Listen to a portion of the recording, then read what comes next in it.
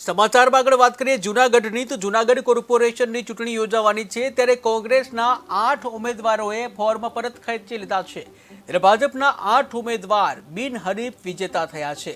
Ward number 3 અને ward number 14ના ઉમેદવારોએ form પરત ખેંચ્યા હતા અને જેને લઈને ભાજપ બિનહરીફ થયું છે ત્યારે ભાજપ અને કોંગ્રેસની પ્રતિક્રિયાઓ સામે આવી છે। આવો જોઈએ ભાજપ અને કોંગ્રેસે શું કહ્યું।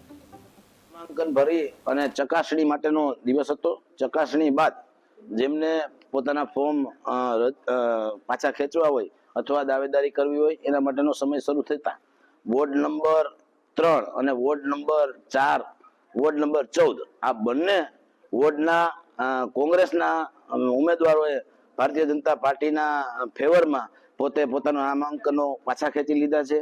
એટલે ભારતીય જનતા પાર્ટીને અત્યારે 8 સીટ અમે બિનહરીફ થયા છે।